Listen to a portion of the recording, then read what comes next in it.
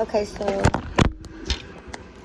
I tried to do this video before and it completely failed. So today I'm going to talk about how to obtain more tips when you have like a tip jar in the front of your restaurant. This is not for like it could be for waitresses, but mainly I'm going to do it for the tip jar, but this could also go for waitresses. If you guys don't know me, my name is Allie. I am a heroin addict. I am currently in a methadone clinic, and I'm trying to oh my god, I just ate and I got something on, like some soup on my shirt, but I'm trying to obtain some sobriety under my belt.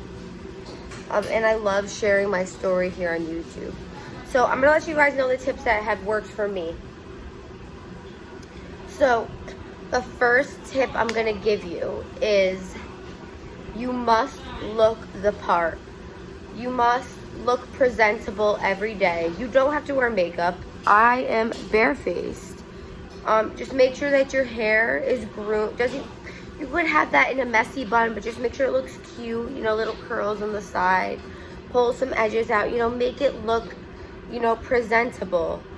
Make the bun nice and smooth. Do a braid if your hair is real curly. Anything just to make it look smooth and professional and like, you know, it won't get in the food. When I go in the back, this hair goes up in a little clip and you make it look presentable. At my job, I get to wear whatever I want, so I don't have a uniform, so I just wear things that are comfortable for me and that look good on me. Tip number 2 is greet your customers like they're your friends. Say, you know, hey, good to see you, how are you today? Talk about the weather, talk about, you know, ask them about their day. Tell them what your favorite things on the menu are and what they should try. A lot of the same customers come to my restaurant, so I build a connection with these people. I build a strong social connection with these people, and that is why I obtain more tips in my jar, because they feel like I make their order important. That's tip 3. Make their order feel important. Try to remember how they like their coffee, what their favorite drink is with their order. Try to remember what their favorite, you know, like, try to remember they like no mayonnaise on their food, or they can't get egg in their fried rice. They love to know that you remember something about them. It makes people feel special. And it makes them, you know, think that, you know, you don't have to think that you're a good person. It lets them know that you actually like put effort into your job. Tip number 3, in a restaurant, there's never not anything to do. Always be doing something, moving around, making sure things are put together. Customers notice that. And customers have given me tips because they've noticed that I've been working my ass off. What else can I say? Decorate the tip jar. Make it look pretty. Make sure the tip jar is like in the center of the counter. Make it the main view of the counter. Put like the menus next to it. Like, make it the center of attention. I always put $2 of my own in it, and that in itself attracts more money, I swear to you. Do not set out an empty tip jar, because it will stay empty. It's like putting your purse on the floor. Like, money will never get in the purse. It's like one of those types of myths, but this is true. Try putting a couple dollars in your tip jar and watch when you leave that night, you're leaving with some cash. That's another tip. What else? You know, just give good customer service. Speak politely. It's not what you say, it's how you say it. Say it in a nice, calm tone. You don't want to deter people. Everyone is different, so you want to kind of keep the same tone for everybody so they don't think that you're yelling at them or that you're mad. Your face also tells a lot about how you're feeling. If I'm upset at work, I'm not going to be all like angry face like that. Who's going to tip somebody that looks like this?